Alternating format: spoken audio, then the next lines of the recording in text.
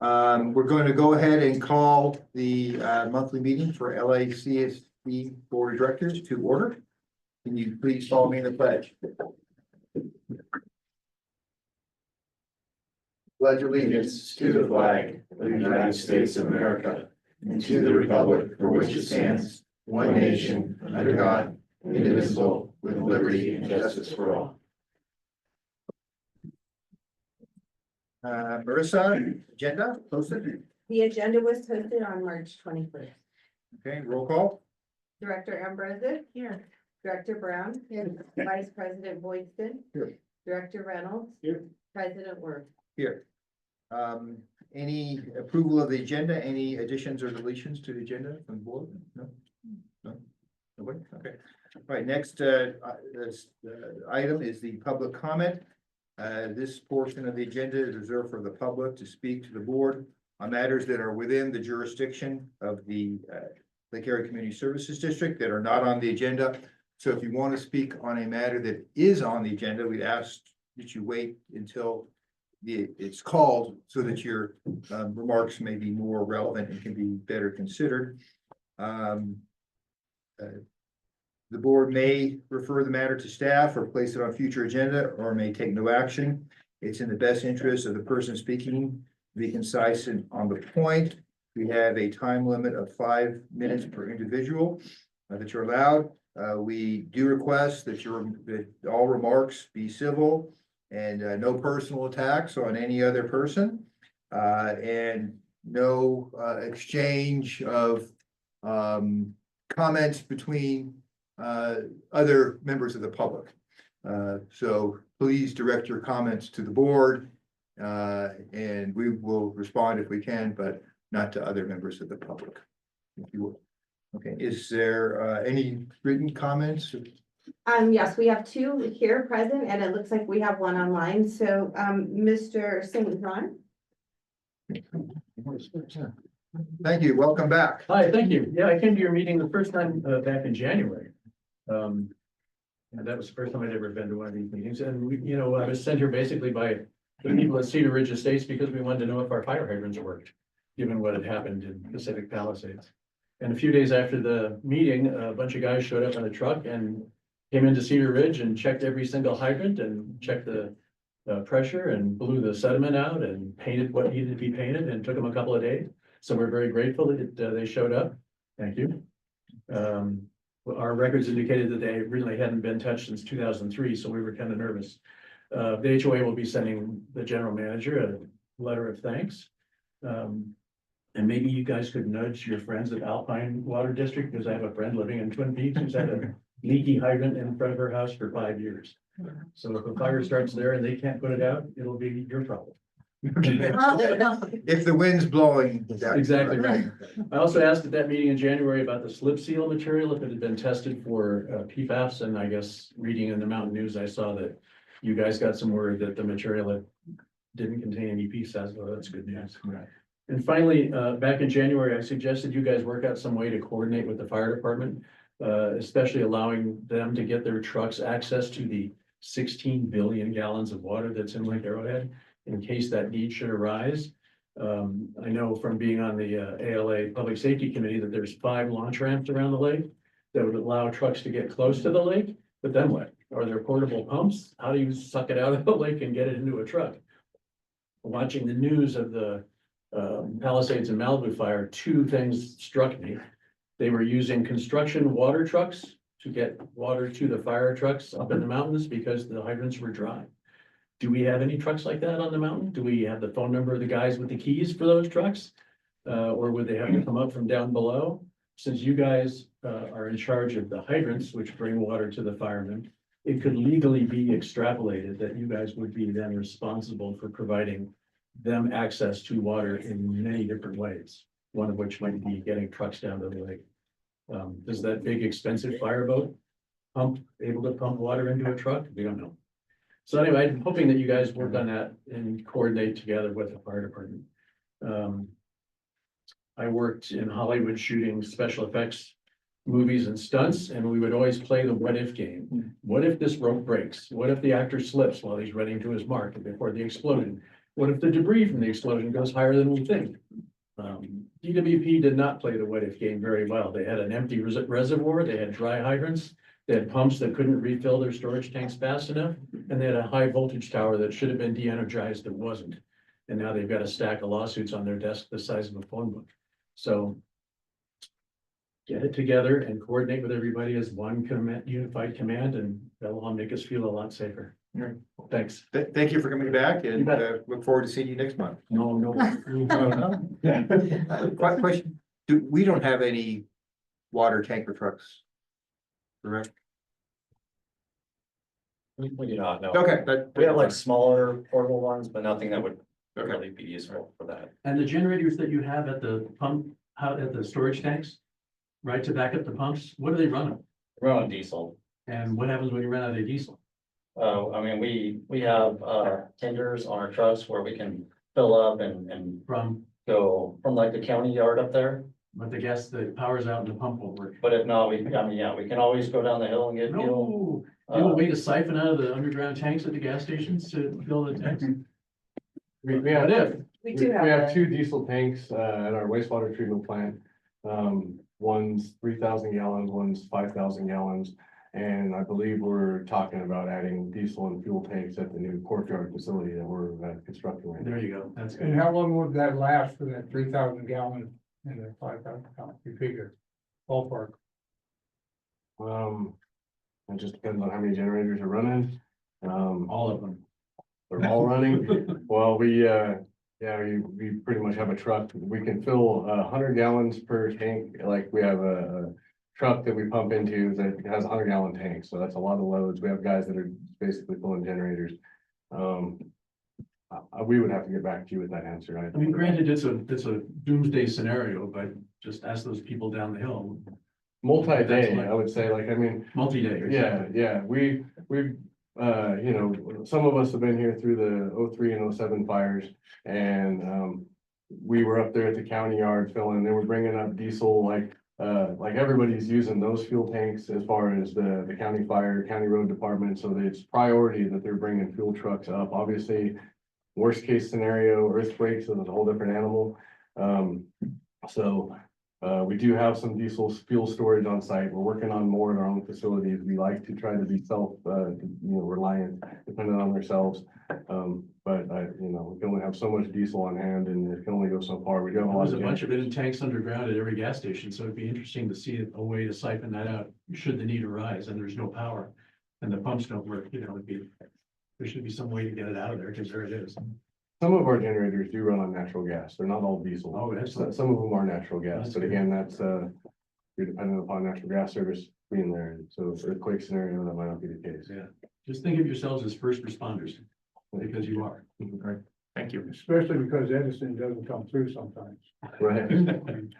Okay, and next, Mr. Schultz. I have, Michael? yes, one question back there. Good evening. This is a prepared written statement expressing the views and opinions of all residents here in our community of Lake Arrowhead Woods. We have watched and we observed and have observed LACSD continue to keep us informed month in and month out, year in and year out concerning our drinking water for our community. The biggest issues for LACSD and our community is the constant battle with PFAS and the cancel culture website known as Arrowhead Woods Informed. This cancel culture public website was formed to cater to Airbnb property owners and not to the residents of Lake Arrowhead. The main author states that he is a resident of Lake Arrowhead. That is a lie. We have done our research on our drinking water, PFAS, and on this cancel culture website, which goes completely against our mountain culture way of life. Our residents ask, why would the main author lie about being a resident? The answer is this: it gives his website more credibility. The most recent article on LACSD from this public website, once again, is meant to shame and smear the hard work that LACSD has done. Now regarding the PFOA level, which tested at 17, which was the highest level tested to date. It helps to compare this number from the prior numbers, which was left out of this public website. As stated, the most recent test done this month was recorded at 17. In October of 2023, it was 16. In January of 2024, it was 15. So obviously, these numbers will fluctuate. We would like to thank LACSD for hearing our frustrations and opinions, and just to let you know, you're not the only ones being attacked by this public website. Arrowhead was informed. They also want to end preserving our forest by abolishing our 100-year-old CCNRs, which protect our forest and wildlife. Also, why doesn't Arrowhead was informed ask ALA what they are doing to mitigate PFAS material? We assume the answer is that the main author really doesn't care about PFAS. He only cares about yielding his power with this unchallenged cancel culture website, which is published through ALA. We thank you for hearing our concern. Thank you, Michael. Any other public comment? Yes, we have Duncan online. Okay. Go ahead and mute yourself, Duncan. All right, can you hear? Yes. Oh, excellent. Thank you so much. My name is Laura Duncan, and my husband and I have been attending the meetings via Zoom, for probably the last, 6 or 7 months. I certainly want to thank the board members for this opportunity to speak. In one of the sessions, I don't know if it was 3 or 4 months ago, there was mention during the discussion about the budget that there was no funds this time around to do the cloud seeding. I don't know if you remember that comment that was made at all. I think I do. I think, uh, I can go ahead, answer when Catherine. she's Yeah, done. go ahead. Okay. Yeah, I have a series of questions. So I was just curious, when was the last time the district funded cloud seeding I don't think we've ever funded cloud seeding. or had it as part of your budget? Is that something that you guys have Never, allocated? never. Okay, so I'll just interject here. So, the Santa Ana watershed is doing a cloud seeding pilot program, but not LACSD. I'm only reporting on what is happening that the Santa Ana watershed is doing. And right now, they are not doing cloud seeding in our area, not for budget reasons, but because of the line fire. Uh-huh. They, to make sure that safety is number one concern. So had they alerted you guys in the past of this when they were doing cloud seeding at all? They did do an EIR on it. We were not alerted directly, but we found out about it at a later date.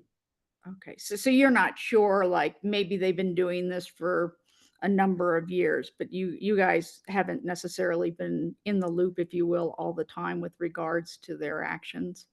It's on their website, and this is only the second year of the pilot. Okay. So on their website, they show all the dates and the areas that they did cloud seeding. Do you know, has the like state as a whole, I know that you were referencing a certain area that was doing this. Has the state or the federal government contacted you guys about any kind of cloud seeding? No. No. Okay.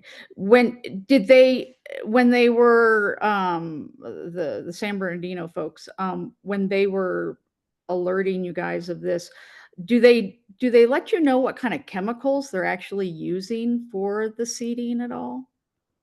Yeah, I would direct you to their website because they do give details about that. Okay. Yeah, I mean, it was just a thought that I had. Why am I bringing this up? Is that, how are chemicals getting, into the lake and into our groundwater. And it was just something kind of that hit me and was like, well, whoa, wait a minute. Is there a possibility that the chemicals that are being utilized or the byproducts from those chemicals could possibly be impacting the water up here on the lake? So that's kind of where this sprouted from. I appreciate it. And what exactly can you restate the website that I could go to just kind of take a look at that? You know what? I don't think I put it in my report this month because they stopped doing it. But if you put it in the chat, your email address, I can get that to you. Okay, perfect. I will do that. Thank you so much. I really appreciate it. Thank you, board. Thank you, Laura. Thanks for your input. You bet. Any other questions or Yes. comments? I'm sorry. We have Mr. Vartanian. Garrett? Hey, hello, can everybody hear me? Yes. Yeah, so this message is from Mr. Byrne, legal counsel for LACSD. President Worm just read an admonition that the audience shouldn't disparage other residents up in Lake Arrowhead. And it happened again. So these admonitions only go so far if the president of the LACSD, who's also the attorney of record of AWAC, doesn't stop the individuals from talking negatively about homeowners. So I just want Mr. Byrne to maybe counsel the board about board members, about the general public giving speeches that are pre-written disparaging other homeowners at every LACSD meeting. Unlicensed arborists and painters with the contractor state license board who cut down trees in Arrowhead Woods shouldn't be throwing rocks in glass houses. So please, Mr. Byrne, counsel the board, and hopefully at the next month's meeting, Mr. Schultz will be a little bit more polite. Thank you. All right. Thank you. Any other? We have Mr. Owen. Okay. Mr. Owens? Yes, hi, first meeting. I'll make it brief. Do you have a cross-connection survey that is available on your website? Yes. Catherine says yes. Okay. And also, has there been any work as far as the source of the PFAS? Well, do you have any other questions besides that? And then we can perhaps answer your questions. No, I think that's it. Thank you. I'm gonna let Matt respond to that because I think I know what the answer is, but I'll let him respond because he's much more knowledgeable. It's on the agenda. Oh, was it on, you know what? It's on the agenda, so Matt will pick it up when it's on the agenda, okay? I already muted him. Oh, okay, all right. So Matt, you'll address that question. Any other questions or comments from the public? Okay, all right, very good. Next, we have a consent calendar. These are routine items and hopefully non-controversial, acted on at one time without discussion, unless one of the board members wants to withdraw it. Is there any public comment on the consent calendar? There's none. Okay, so first is approval of the minutes, and then next is considering the temporary transfer of the carryover right from the district's production in the Mojave Basin on our land down in the city of Hesperia. Okay, do you have any questions, comments from the board?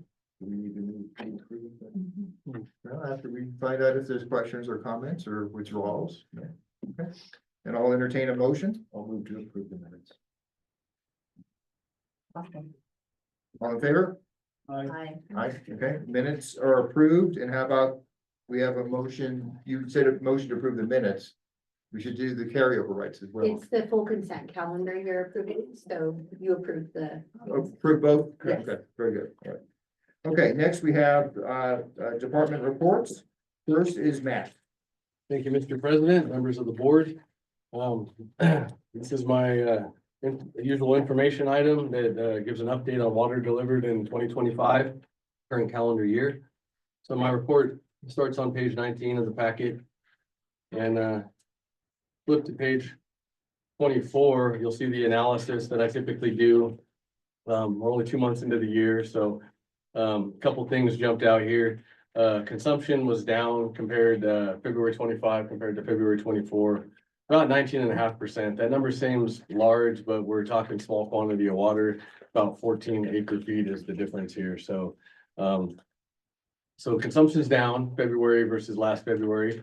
This is on our production side, not on build units. I can't speak on that. And so Clawa purchase, we're purchasing a little more Clawa than we were last year. Last year we had 0 acre feet purchased in February. We purchased 12 acre feet this year. So as far as the analysis there, that's what jumps out at me. Do you guys have any questions about those numbers before I move on?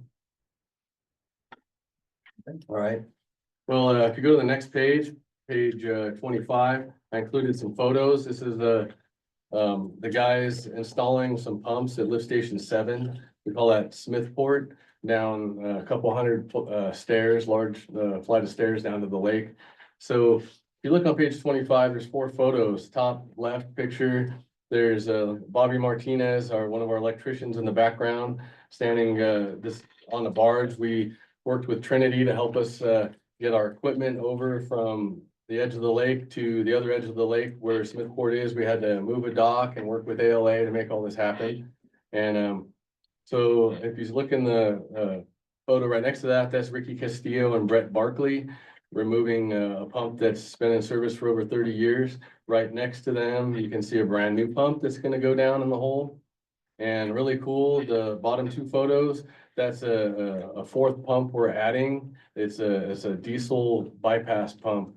So in the event, power goes down, major emergency, these other 3 pumps aren't functioning. This is a standalone diesel bypass pump. And the picture next to it is sitting in an enclosure. It looks like a generator out front.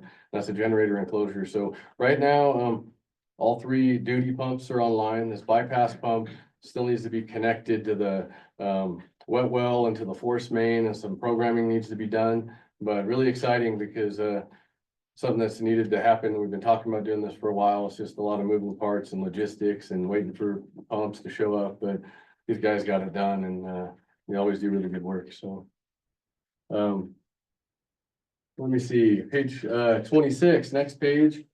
There's a cool photo. This was actually the fire department guys wanted to take this photo after our meeting. We met on March 5th, 2025 at Bernina Water Treatment Plant. And that's from left to right. That's Jason Serrano, the Assistant Fire Chief. And that's myself right there. And that's Micah O'Connell, our Water Operations Supervisor. We got Kane Kennedy, the Water Distribution Supervisor. Matt O'Kelly, Wastewater Operations Supervisor. Nate Porter, the Field Operations Manager. And this is Nate Lopez in the front, one of their battalion chiefs. And it was a great meeting. We sat and talked for 2 hours. We scheduled 1, could have talked for a lot longer than that. It was a great conversation, great meeting. Topics of discussion, we shared contact information, some maps. We did talk about their ability to pump from the lake. Yes. And they said they have some of that capability. They said they could get pump trucks up the mountain. So we It's the up the mountain part that bothers me. yeah, well, so this meeting went very well, and we're gonna have more follow-up meetings. So this is just like the first in establishing some communication. We talked about the district. We talked about implementing a program that used to be in place years ago, and we're gonna Nate and his department has already started. It's a voluntary program that's national, National Fire Protection Association, NFPA. It's a color code standard for the bonnets of the hydrants, and it's red, orange, green, blue. So fire department can roll up and they understand what these colors mean. Red would be 500 gallons a minute and below. Orange would be 500 to 1,000. Green would be 1,000 to 1,500, and blue would be 1,500 plus. So this allows fire department to, in the middle of the night, in the middle of an emergency, to identify hydrants that might not give them the flow that they want. And our topography up here with all the elevation changes and stuff, we have much more pressure differentials here than they do down the mountain. So anyway, so we're starting that. That's quite the undertaking. We have at least 1,000 hydrants out there. So we're gonna do this. It's gonna take years. We told the fire department that, you know. No, why does it take years? Well, cause we have 1,000 hydrants and we have a lot of things going on and, that's just one of them. So, there were questions asked about like, how come the fire department doesn't maintain the hydrants or do this, fire flow flushing, any of the hydrant maintenance? Well, they kind of confirmed what, the liability end of what I was speaking on at the time was. You typically see that in a scenario where the fire department, water department is under one roof. Cities, Running Springs is a good example, water and fire under one roof, they paint the bonnets up there. So what we're doing is gonna be, probably not typical. And it's, you know, we discussed it as more work on our end, but it's definitely a benefit to the ratepayer, LACSD ratepayer, county fire ratepayer. If they can save 5-10 minutes on a response, then it's well worth it. So, but Nate and his department, they have a lot of work cut out for them. They need to verify flows in areas. And again, we have 1,000 hydrants out there. We are gonna focus on, the hydro zones, the ones that are in the upper reaches of the, district, if we can.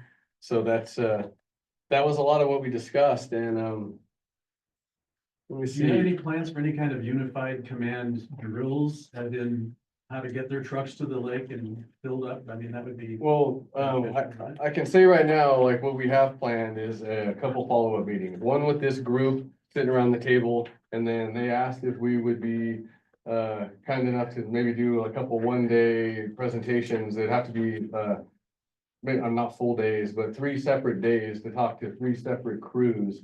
And, like the boots on the ground guys, the guys that are out fighting the fire. So we are gonna do that. I actually sent an email yesterday. We're trying to pin down some dates in early May, they said, before fire season gets going.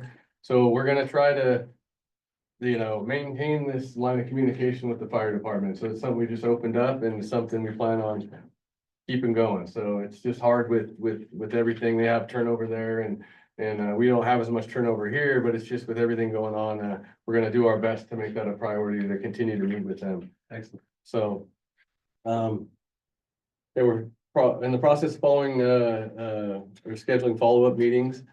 And also I'd like to mention over in the Banff and Mammoth area where about a year ago, we, purchased some pumps. It took about a year to get new pumps and motors for that facility. They finally arrived, we installed them, and we were able to confirm a 75% pumping capacity increase in the area. And that's what we expected because that was the difference on the pump tags.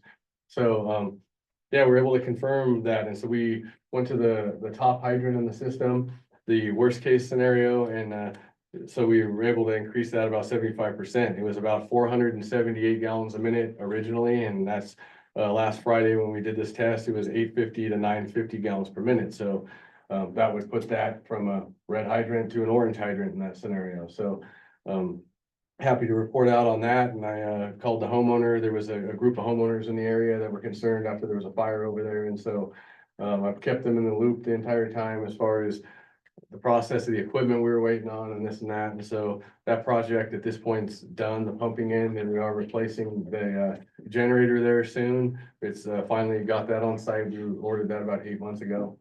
So we're doing everything we can to bolster the system where it needs to be done. So as far as my operations manager's report, that's all I have. I'll take any questions. Any questions from the board? Yeah, I got a question. On your, when you install these pumps, and I know Trinity helped us and AOA helped us, but how much savings do you think we had doing it in-house? Instead of, we used to have a lot of people do work for us, and it was really expensive. How much do you think we saved by doing this in-house? That's something, I mean, it'd be a total guess, multiple thousands of dollars. We can come back and give you a more accurate of what the cost would be, but yeah. We did, obviously, there's a cost savings there and we always get the top-notch quality when our guys do the work. And they know the ins and outs of it, and if they're in the middle of the night have an issue there, so it pays tenfold if we can do it. It not only saves the money, we gain expertise. Exactly. I mean, obviously, there's some projects out there we can't take on in-house, but we like to try to take on the ones that we can. And we appreciate that. All right, any other questions, comments from the board? Questions, comments from the public? Mr. Vartanian? Garrett? Yeah, I just got a question about the hydrants in Cedar Ridge HOA. So you guys said you did a sediment flush and you painted it. How many hydrants did you guys work on in Cedar Ridge? 36. Roughly 36 hydrants, 36? How many hydrants are there total in Lake Arrowhead in the woods? over 1,000. Over 1,000? Okay, the 36 that you guys worked on, can you briefly explain what you did on those? Garen, can you give us your questions and then we'll try to give you your answers after you finish your questions? Yeah, that's my question. Can you describe what you did on those 36 hydrants in Cedar Ridge HOA? We exercise the valve, the hydrant itself. We exercise the valve in the street. Do a flow test on it, flush all the sediment out. Make sure there's no leaks, make sure everything's flowing properly. And then we paint it, add some oil to the top of the bonnet. And then we move on to the next. All right, thank you. Any other comments from the public? No? Okay, very good. Thank you, Matt. Thank you, Nate. Everybody. Next, Matt, PFAS report. Alrighty. But you know what? I actually have one more thing. I just wanted to mention that, so last month at the meeting, I reported out that we did a inspection with the Lahontan Water Quality Control Board at our wastewater plant and the farm facility. Well, this morning I got the report finally, and just so you know, it was a very positive review of the operation, and there were no violations found during the inspection or during the record review. So it was a very positive report that we got. Great. Okay. Next item, PFAS update. Yes, please. All right. Thank you, Mr. President, members of the board. So my PFAS update begins on page 27. So on page 29, if you turn there, you'll find the updated information and samples that were taken and or the results that are available since the last meeting.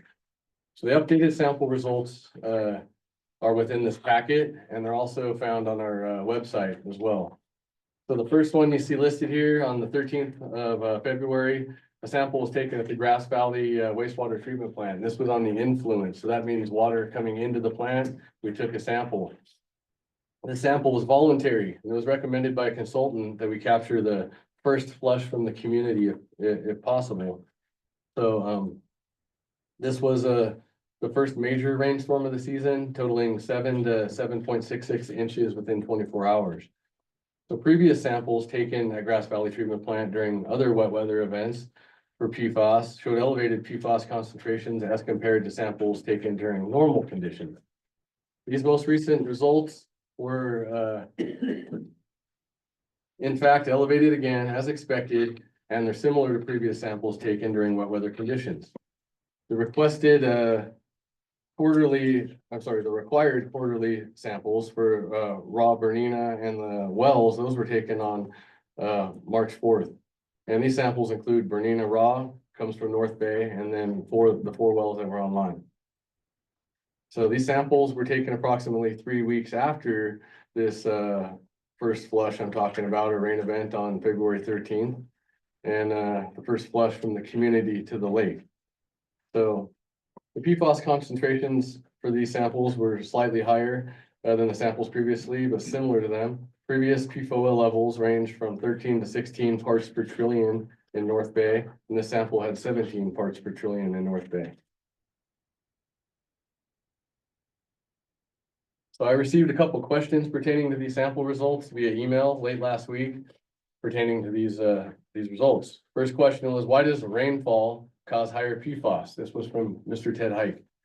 Second question, why is the PFAS in the sewer, and in parentheses, INI, so much higher than what's in the lake? This was Mr. Garen Vartanian.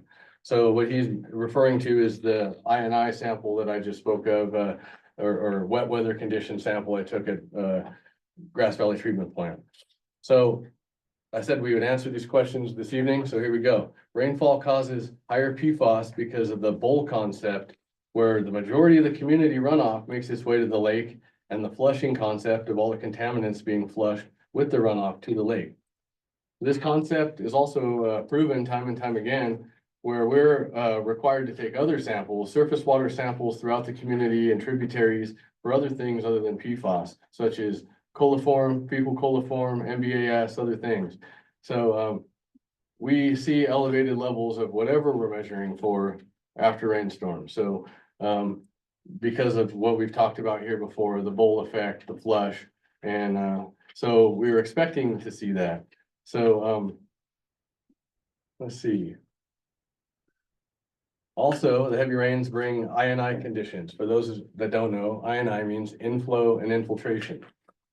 So, and through experience and our findings, inflow is the biggest culprit to our flows significantly increasing and rapidly during these events. This has been realized by sharp increases and decreases once the rain starts and stops.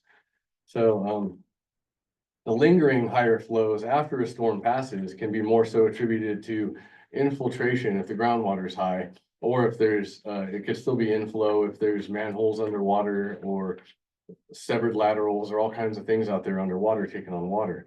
But so the district has approximately 7,700 manhole and cleanouts, and many of them are older style lids that can allow water in through pick holes, cracks between the lip of the lid and the lid itself. Sometimes manhole lids are sitting under many inches of water depending on the location and circumstances, such as like walled in with berms. And like we've had manholes under 6 inches of water. So I'm just explaining all the types and ways that water does get into our sewer system.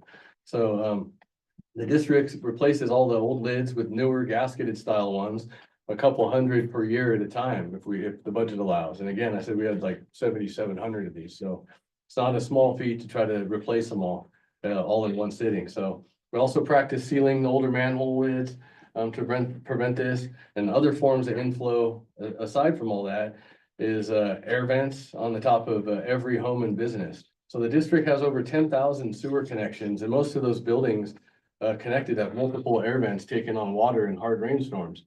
That's just a fact. And so that's another spot where I&I gets into our system.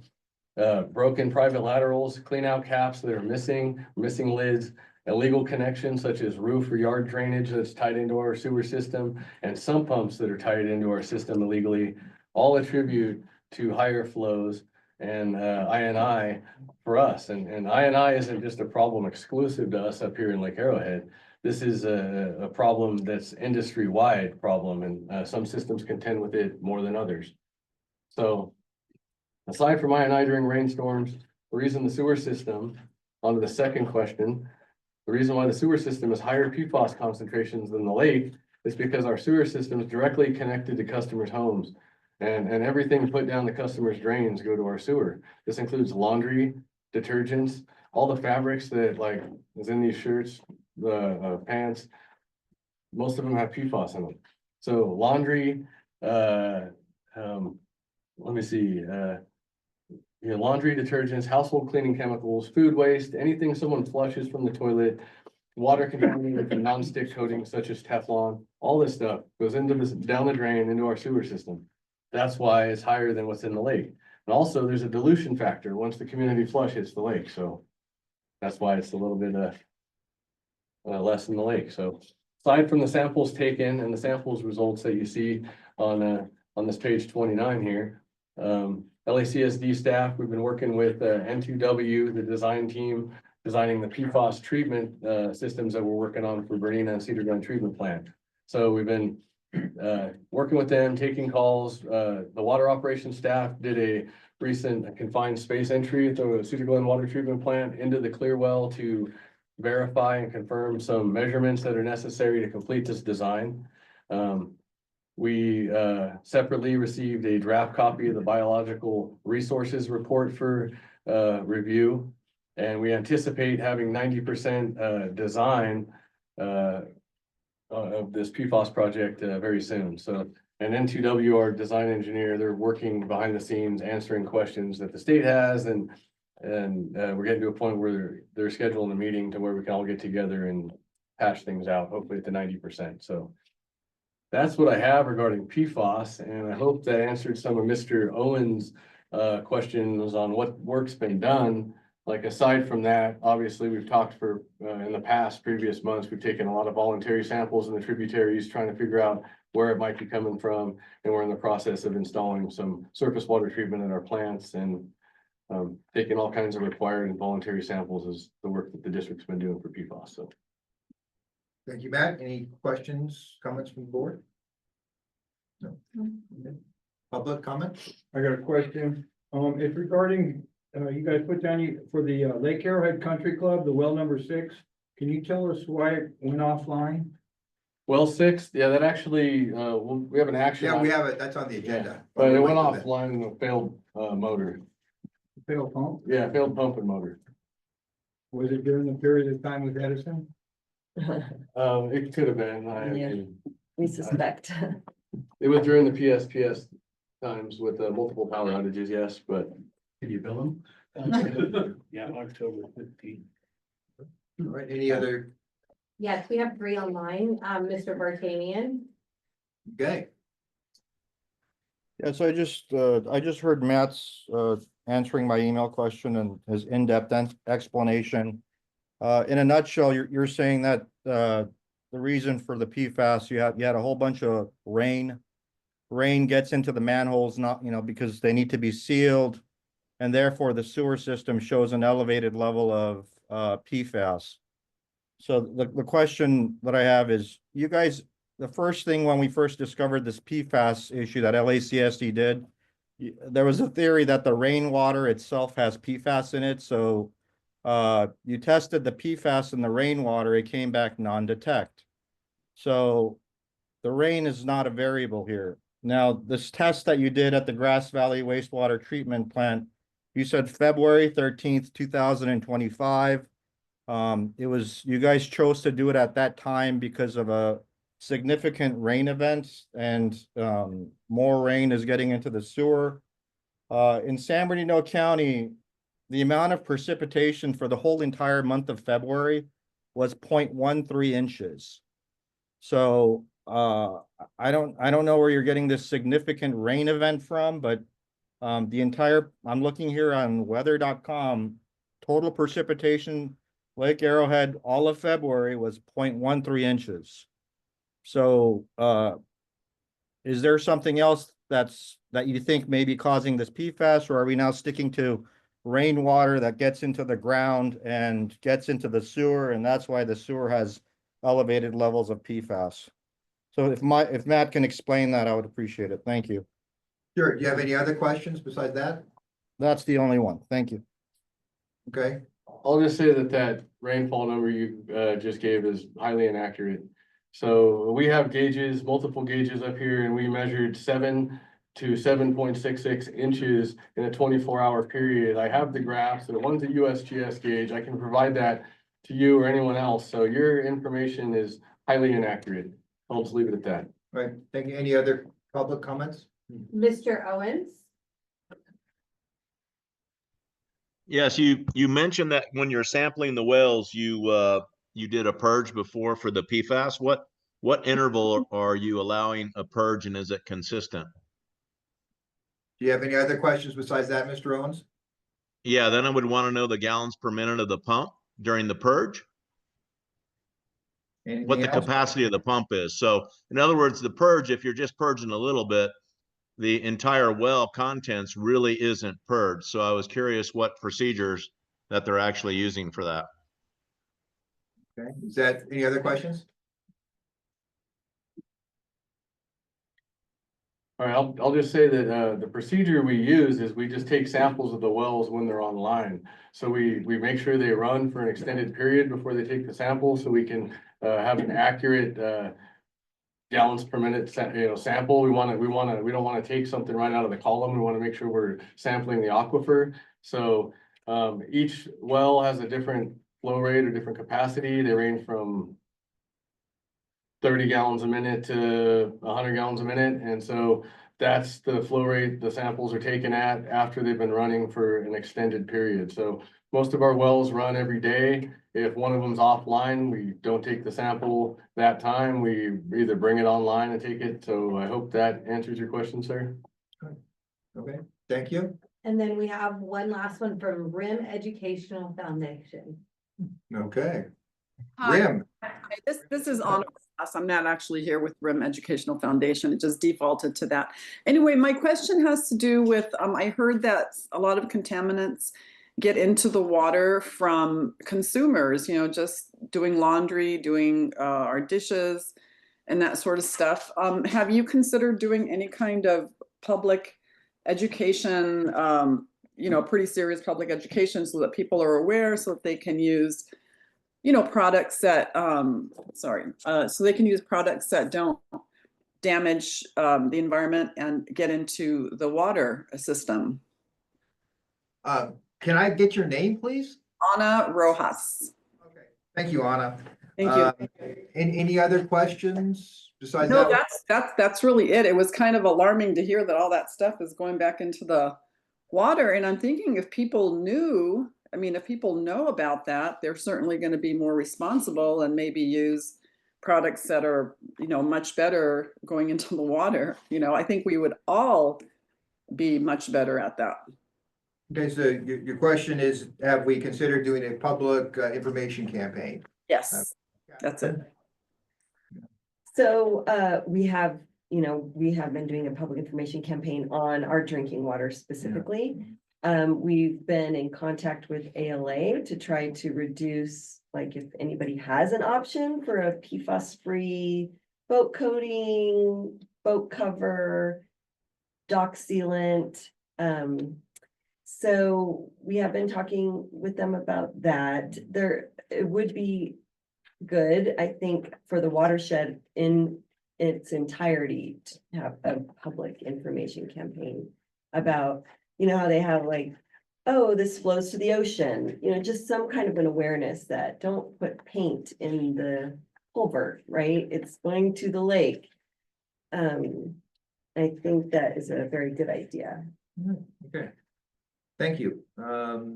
Next item is General Manager's report. Catherine? Thank you, Mr. President. So at the last meeting, we brought to you a pipe procurement for the farm, you might recall. And we took the board's advice and went out and purchased it immediately to try to avoid the tariff costs that we were thinking might be coming our way. And we actually were able to purchase all of those materials at almost exactly the price that we had brought to you. And it's already been delivered and they're already putting it in the ground. So that's moving right along that project. Thank you. Also, a request from the last meeting was to bring the number of hydrants that were repaired and maintained in the prior year. So that's just included as an attachment. This is from Nathan Porter's report that he brought to the board in January. And that's all I have. Any questions, comments from the board? I do. Question. Before someone else asks it. So we have quite a few hydrants. What prompted us to go to Cedar Ridge and work on their hydrants It was as actually, opposed to other ones? it's actually in our area for where Well, we're. I going understand today. that. I'm just saying there's probably a lot of different areas. Try to kind of play a devil's advocate here, all right? Because I know this question's gonna come. I almost guarantee it's gonna come. So I just wanted to ask it first, not that I'm saying we did anything wrong, that's not what I'm saying. But what prompted us to go to Cedar Ridge rather than any other, or do we have a schedule of things, of hydrant areas that we're gonna fix? It's just a kind of a blanket question. Yeah, so they do have kind of a schedule that they follow. We use our maps and we'll pick a page of that map. And then we'll go kind of around the lake type thing. And so they'll finish that map page and we'll move on to the next area. So I know they were working in that area already. It was just only a matter of time before they got there. So Okay. instead of just doing that one area, we just kind of skipped over there, but we're still in that area. So it's not that we came from like the other side of the lake and pulled off of that, but only because of the concern, but yeah, I mean, we're trying to get around to everything. Like Just Matt was curious. saying earlier, we're gonna really try and focus on those hydro zone areas, you know, that may have different pressures and stuff like that, check those areas, start painting, but, yeah, it's kind of what we're doing. Yeah, I mean, when the line fire was there, they went to that area as Sure. well. So if something's popping up, they're gonna run over there and make sure everything is good. And I think that our records showed that it wasn't 2003 wasn't the last time we were there, but Okay. it's I'm a just trying to beat systematic somebody to process. the punch by asking that question. It's It's a good question, and I actually, Yeah. yeah, I would follow up on that if that's okay to. See if there is a schedule, and if there is a schedule, if we could get a copy of it, so we can see when that schedule is going to be. Yeah, the only issue with having a set schedule is that, so these guys unfortunately get pulled off and we have other Sure. repairs like all the time. So there's no actual schedule. I mean, they go out there and do valve maintenance and with the hydrant maintenance whenever they can. But if there's like a large leak or a big project, then we'll have to do those things first and then we'd go right back to doing, that maintenance program. Sure, There's not- there may not be an exact schedule, like we're gonna do this particular hydrant or set of hydrants on this day, but an order of when you plan on addressing all the hydrants in the area on a given cycle. So like, you may be pulled off here at this time, but next up is this community or these hydrants. And then so forth, so that we can see that there is a concise and clear idea that nothing's being forgotten, no one's being left behind, especially there are more antiquated areas, there are villas, palisades, you know, where maybe some of those may not have been touched in a very long time, you know, I'm just speculating as an observer, not. Right. So, but if there's an idea of, you know, okay, we did Cedar Ridge, what area is next, or what set of hydrants are next? And then so forth, as time permits. Okay, yeah. I mean, basically, I can give you like what our maps are, so we'll follow those pages and that we'll work in that area and just continue around, so. We're not jumping around type thing, so I can show you those areas where we're going.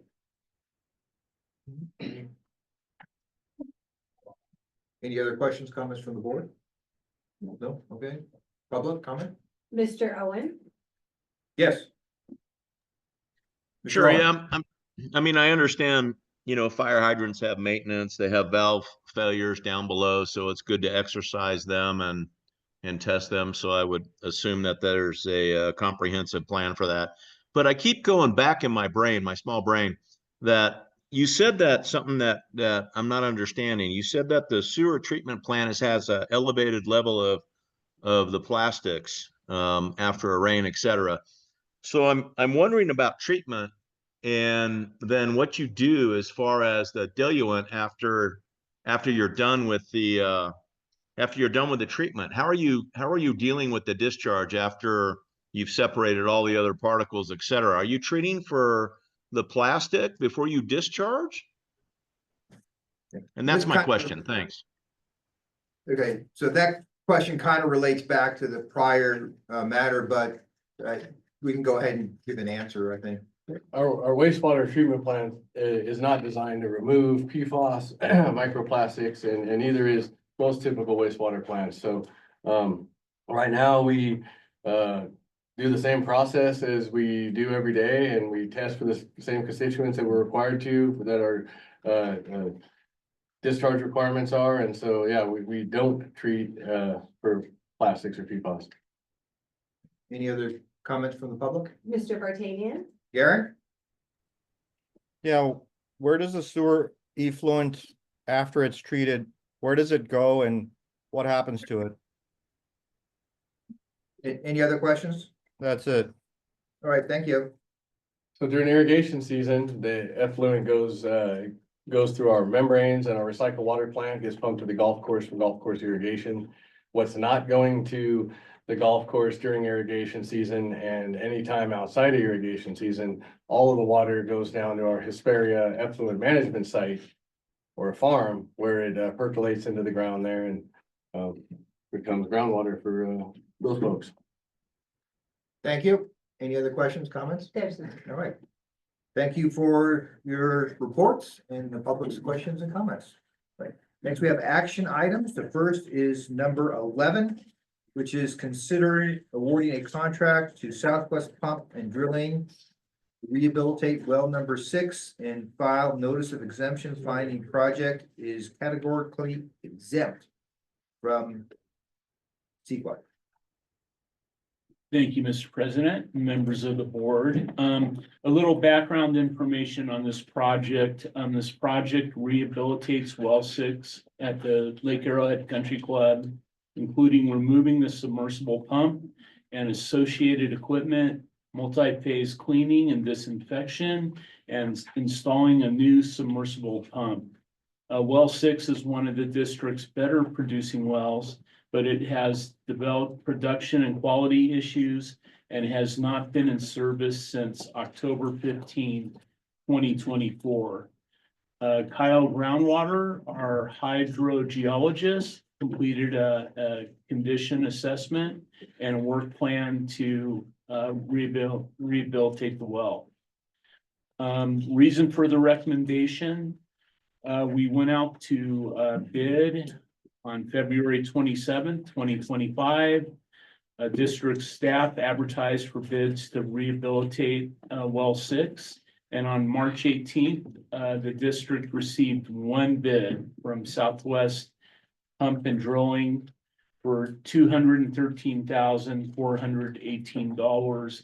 The engineer's cost estimate is $150,000.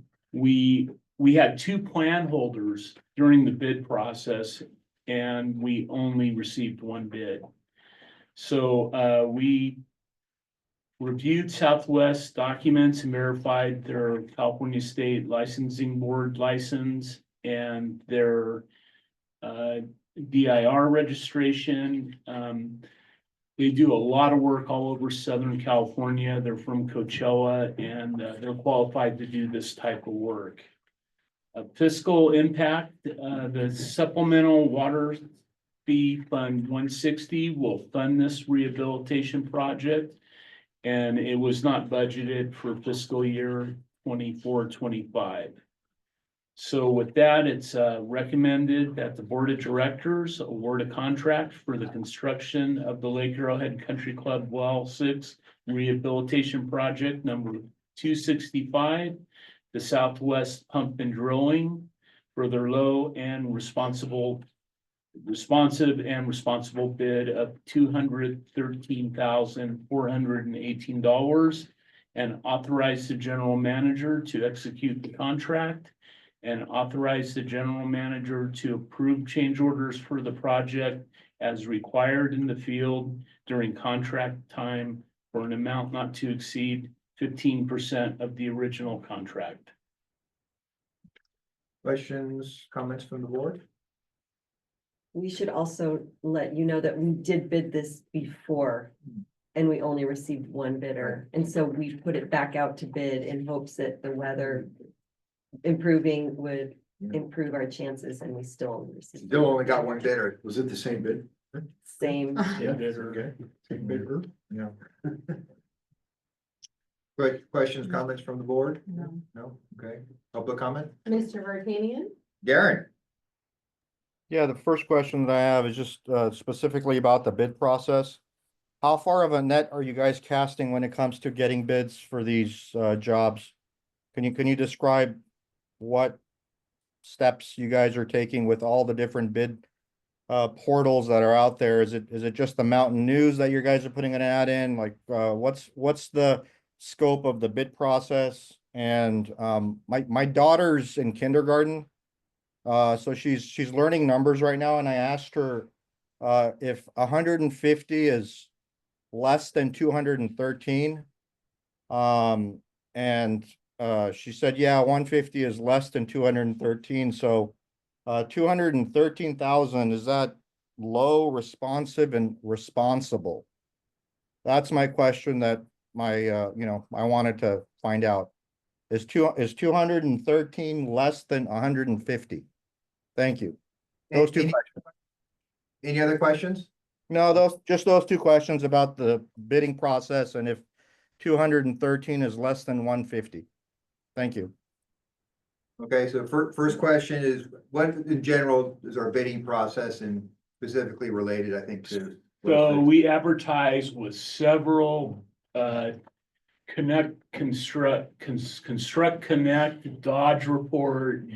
There's several, we go out to the newspapers. And in addition to all the advertising, which is statewide, I contact all of the vendors that we've used in the past and let them know that we have a job out to bid.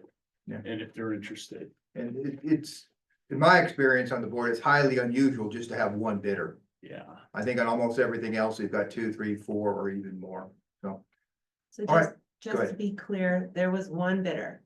And One bidder. they were responding by providing the bid. Yeah. And And there were two plan holders. So the other one didn't submit a bid for whatever reason. okay. And that was So the this was same, the only person that responded, essentially. Yeah. Yes. and that was the same one situation last month. Yes. And this is a well that we need to get going. Yeah. I mean, Matt just gave me, it's about 50, up to approximately 50 acre feet a year, which is our best producer. So we need it to save ourselves some money for buying clobber water and also to get the clean well water, which doesn't have the PFAS issue.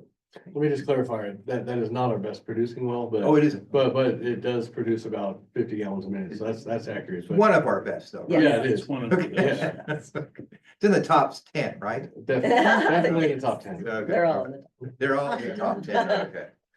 All So right, it's urgent to get this it- done right yes. away. Yeah. any other public comment? We have Mr. Owens. Mr. Owens? Sure, yeah, thank you.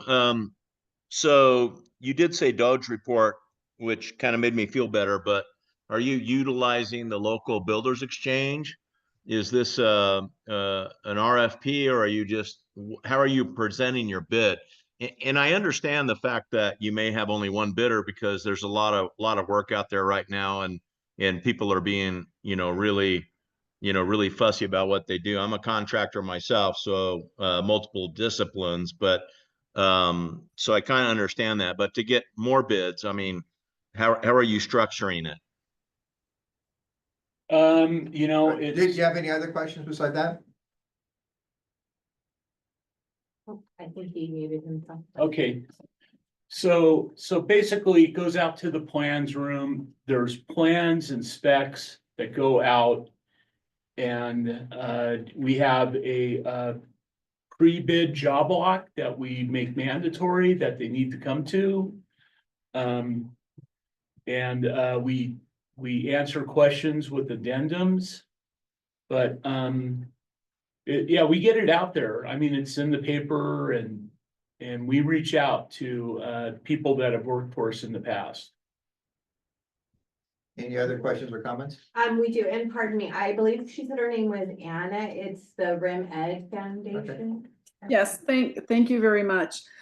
So what I'd like to know is other water districts, I'm sure that they use well drillers.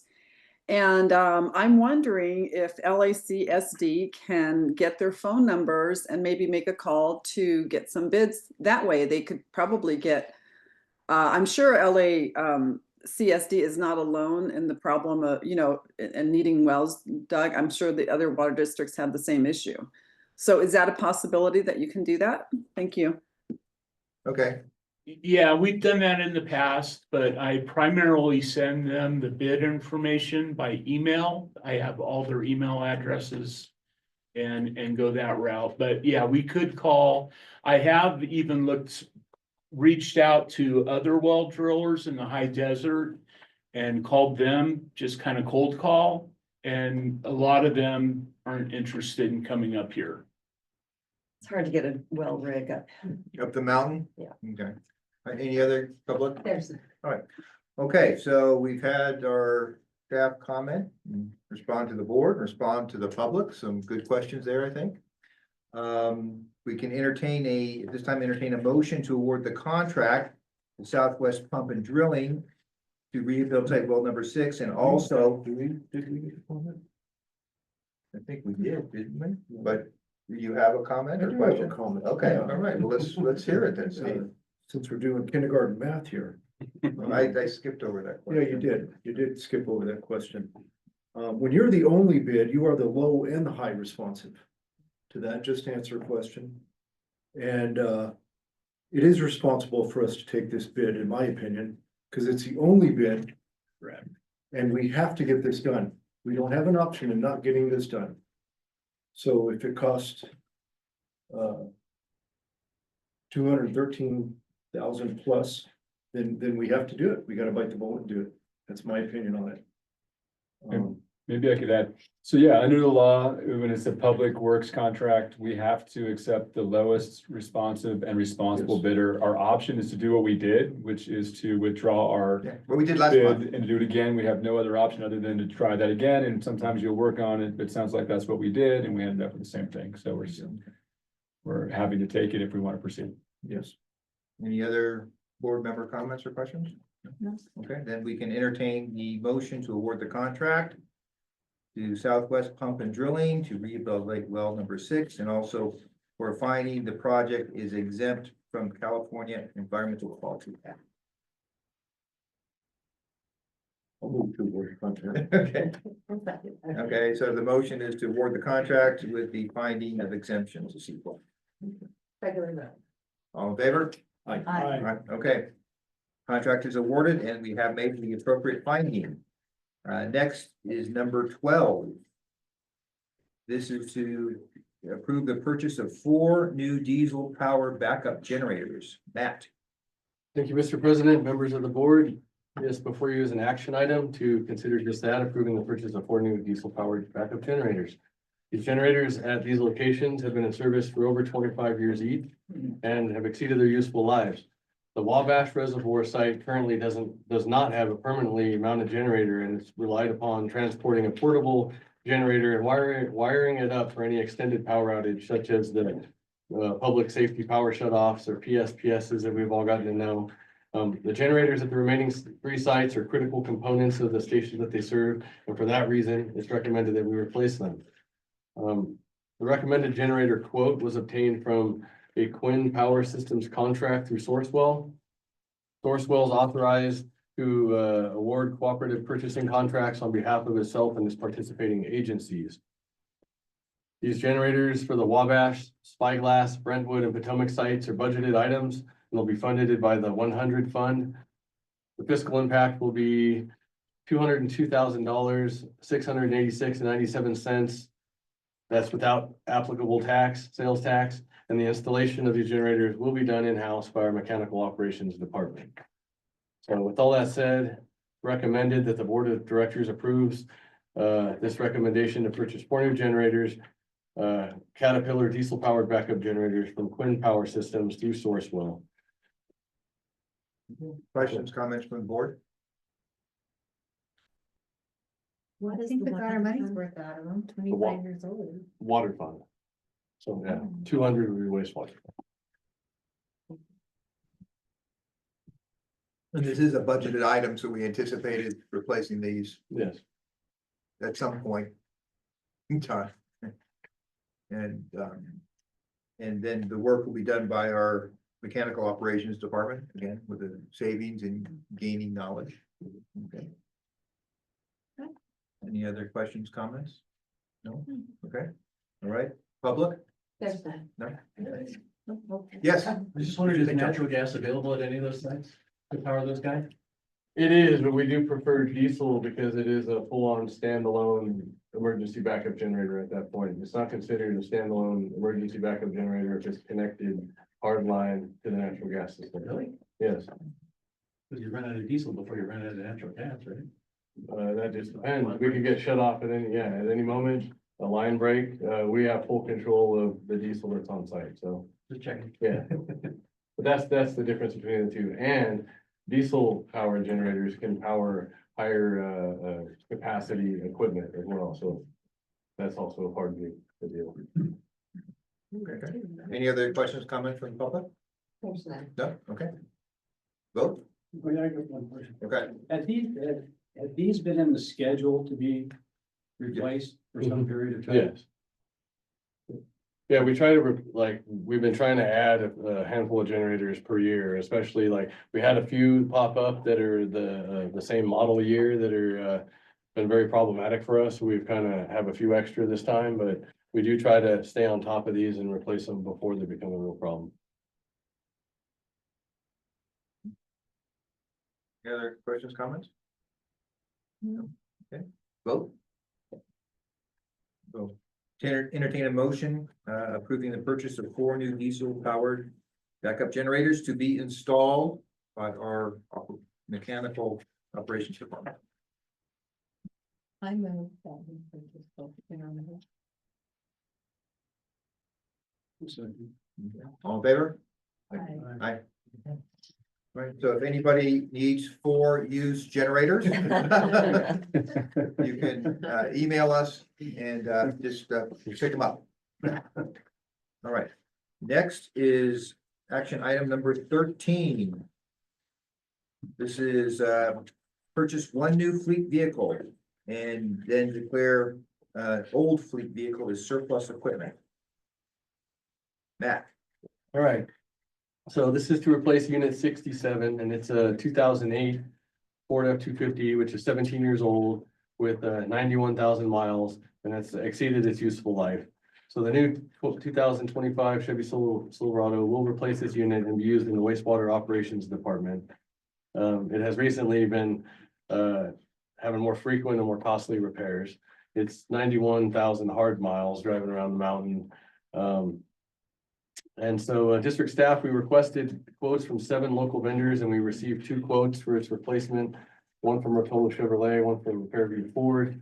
And the unit 67 fiscal impact will be $47,754.20 plus tax and licensing. The vehicle is a budgeted item, will be charged to the 200 fund, which is wastewater, and the budgeted amount is $75,000. So we're under budget on this one, and with that said, it's recommended that the board of directors approves the purchase of this 2025 Chevy Silverado 2500 double cab 4x4 pickup from Rotolo Chevrolet.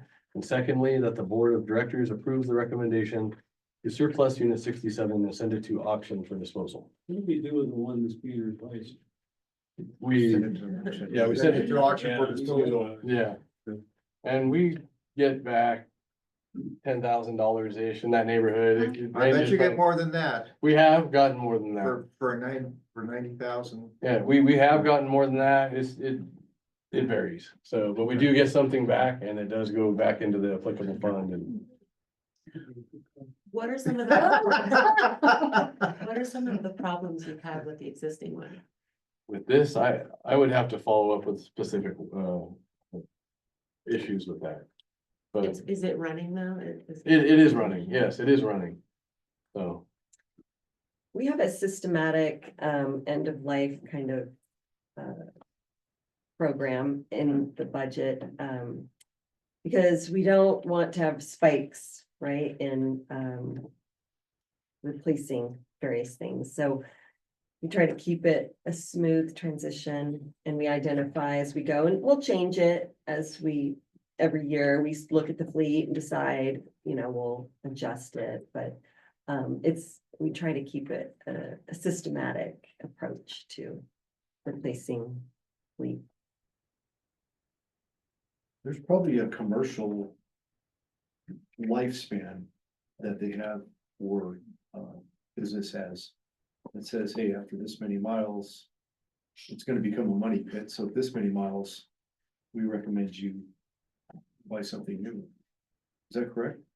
There is asset management software that we haven't invested in, but yes, there is. Yeah, but it's just common knowledge, and that's how Mhm. fleets get transferred out. Is that the oldest vehicle that we have? This year that we're gonna replace? Yes. I happen to have the budget. No, was it last month? Did we bring one? Yeah. Yeah, I'm not sure if this is the oldest vehicle we have. Curious. The 25, truck and the 26. rodder are also scheduled for this year. And Two. I'm sorry, did you mention the type of truck this is? Is it a diesel or is it a standard? It's a gas powered. Yeah. And back in the day, we've gotten away from it, but I remember, and this is previous management team and stuff, we used to hear 10 years or 100,000 miles was the typical trigger. So this one's 17 years. We really do try our best to be as good a stewards with the money as we possibly can. We try to get every inch and mile out of what we can, but yeah, this one's just time. It went quick, so forgive me if I'm asking you a repeat question, but on the replacement vehicle that you're proposing, is that a diesel vehicle or is it another standard gasoline? It's a standard gasoline truck. Is there a reason that you go to that versus the diesel trucks, just because of their longevity? I know we've had some problems with the diesel engines and the DPF systems that are required on those, so, yeah, those, if it's necessary for whatever type of equipment or work it's gonna be doing, if we're gonna load it with something heavy, then dump truck, sure. But if it doesn't need to be a diesel, we try to shy away from that because of the problems we've encountered with a lot of those DPF filters and stuff. Yeah, unfortunately, we don't drive those diesel trucks enough for long distances, so. Yeah, so we got so many problems with filters and, you know, everything clogging up and it's a whole lot of cost, so. We prefer a diesel for sure, but, they're just not cost effective for us. To draw this out, Okay. but I found it interesting that 7 dealerships who are always wanting to sell cars were contacted, but only 2 put a bid in. This happens a lot. I mean, we go to a lot of dealers. Yeah. And I don't know if it's because it doesn't have it's not factory for, you know, like, it doesn't have all the stuff. So in other words, we don't order the highest, most expensive model with leather seats. No? No, it's pretty okay, stripped so- down. Roll-up windows. Yeah. So we're asking for the cheapo, which they don't like to sell because they don't make so much money on it. And there's certain times of year too, where we found that they won't even Yeah, entertain it because they're selling it's cars. flipping or the next model's coming or something. Any other questions, comments?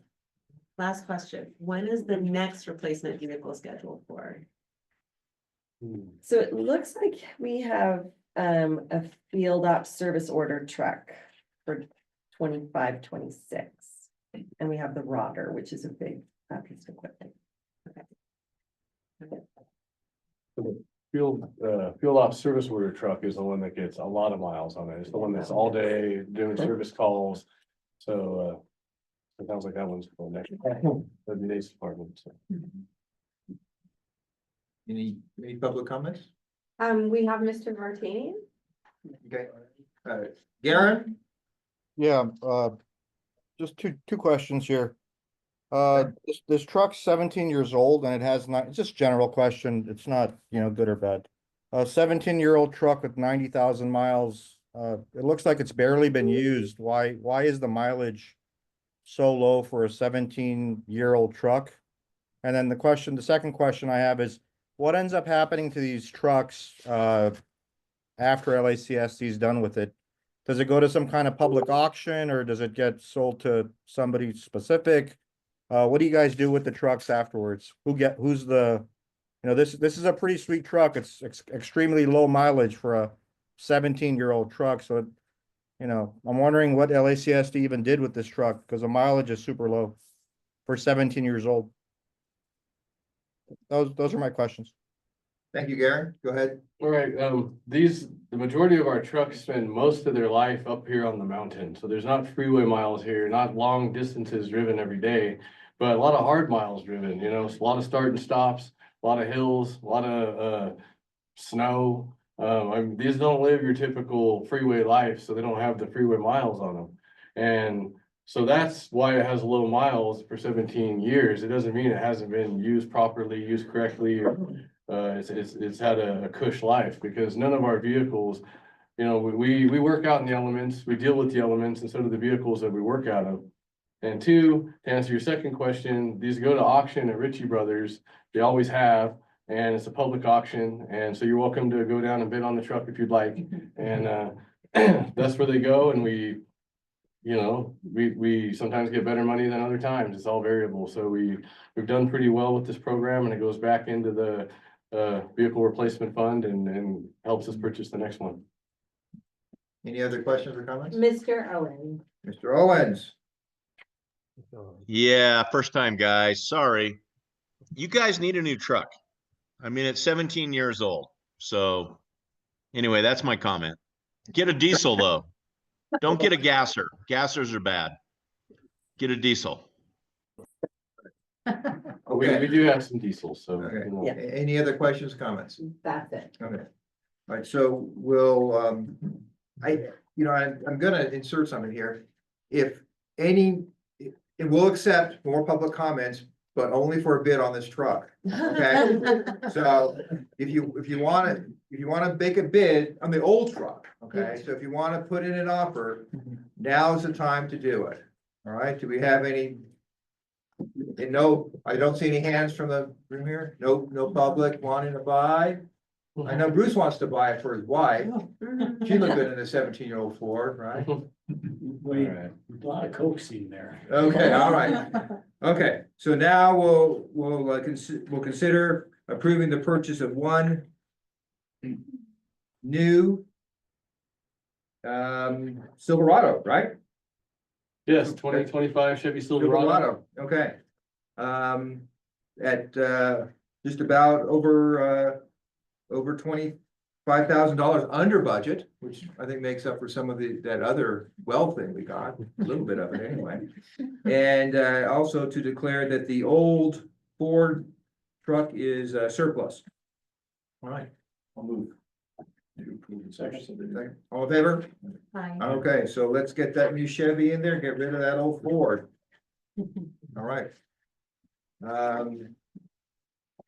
Right, any board members want to go to another meeting? No, okay, any board members have any comments? No, okay, do we have a motion to adjourn? All right, Second. all in favor? Aye. Meeting's adjourned. Thank you, staff, thank you, board.